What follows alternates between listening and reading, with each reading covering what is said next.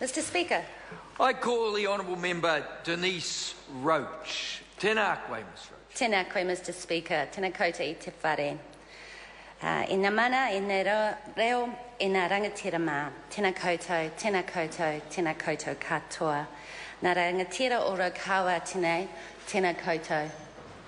And I recognise that the fog has not only left us bereft of the presence of the wonderful Tauhenare, the chair of this Māori Affairs Select Committee, but I think it may have delayed some of Raukawa as well.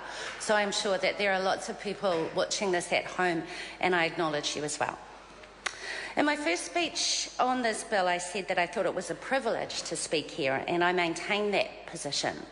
I'm fully aware that the passing of this settlement bill into law is a momentous occasion and has taken enormous persistence and sheer hard work to get to this point. And I acknowledge in the gallery today Chris Mackenzie, one of the lead negotiators. I also feel that to speak on this bill is a privilege because I am Raukawa. I'm Ngāti Huri from Pikitu Marae, and I want to personally acknowledge Rewhana Begbie, who in her role as one of the claimants and as a kuia of Pikitu.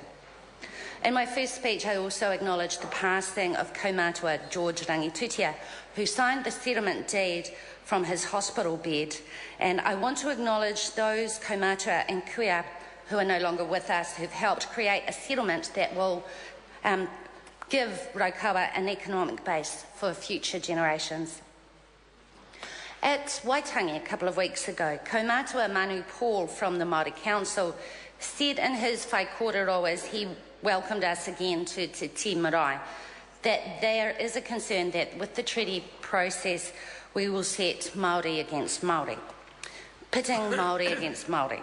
Raukawa know this feeling too well. And in the bill, it outlines one of the grievances that the Crown apologises for is the alienation of the Puakani block in 1915, nearly 100 years ago, when the Crown gifted 20,000 acres to an iwi with no ancestral ties in the area. And we heard in the first reading of this bill that the Honourable Mika Whaitiri whakapapa to that iwi, as does our own co-leader, Materia Ture. I want to acknowledge that this is only the second time that I've travelled with the Māori Affairs Committee to hear submissions on a treaty bill, and I do feel it was a privilege to have the opportunity to go to Tokoroa to hear the submissions from the submitters in their own voices. I believe that there's a clearer understanding of issues when in the rohe of the tangata whenua, and it's also good to hear the submitters who oppose the settlement, because understanding is always clearer when it's kānohi ki te kānohi. It's clear from the evidence presented that Raukawa have worked hard to maintain relationships with the iwi that are all around them. Ngāti Haua, Ngāti Manipoto, Te Arawa, Ngāti Koroki, Kahukura, and Tuwharetua in the south. And during the submissions, I was very heartened to hear that one of the guiding principles for Raukawa has been to not settle their own grievance by creating more grievances. And I've also heard that from the chair of the Raukawa Settlement Trust, Vanessa Iparema. She said the same thing during her speech at the signing of the settlement deed in June the year before last at Aotea Marae. And Maniapoto, I think, were on the pie then too. I've also read the submissions that Raukawa have made in support of the Ngāti Koroki Kahukura Settlement Bill with similar statements, and that was again stated by Raukawa in their submission supporting the Ngāti Haua Bill. And we did also see in evidence the Memorandum of Understanding that was developed some years ago between Ngāti Koroki Kahukura and Raukawa. Raukawa have also worked collaboratively with other iwi on previous settlements, including around the Waikato River and the Central North Island forestry settlements. So it's obvious to me that Raukawa are genuine in their desire to settle their own grievance and not negatively impact on other iwi. Having said that, there are some overlapping interests, and we heard about them during the submission process, and I'm pleased that the Honourable Nanaia Mahuta has put it on record how we see those overlapping associations and interests playing out.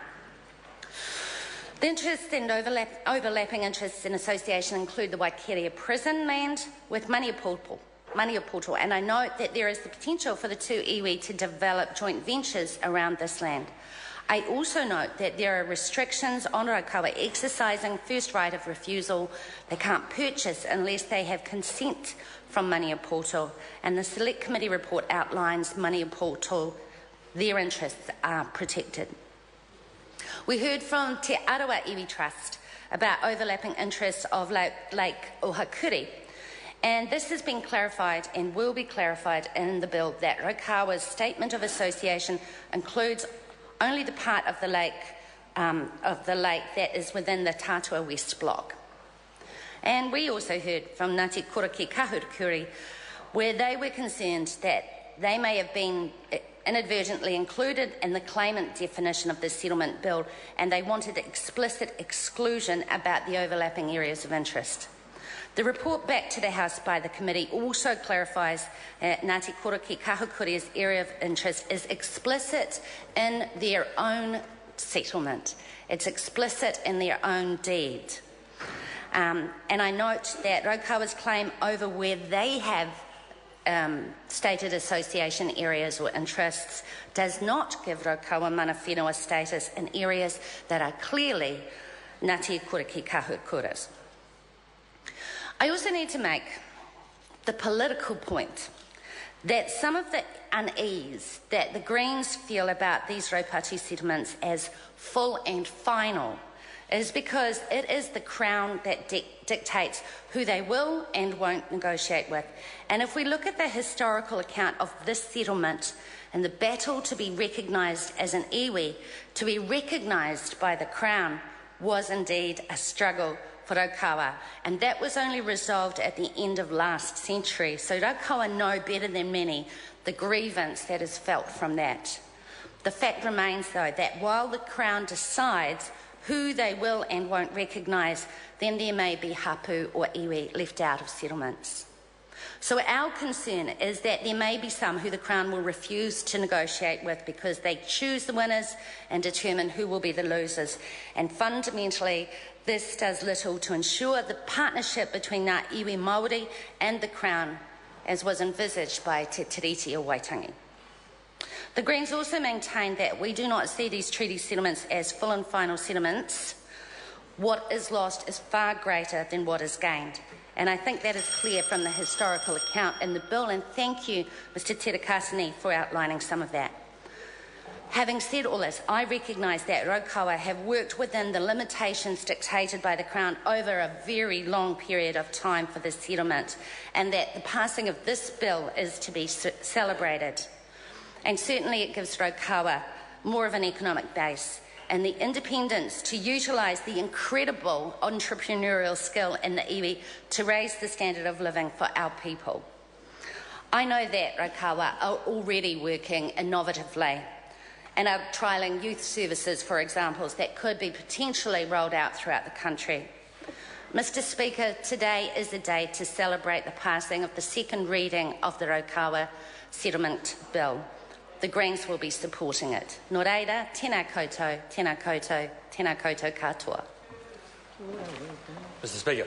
I call the Honourable Minister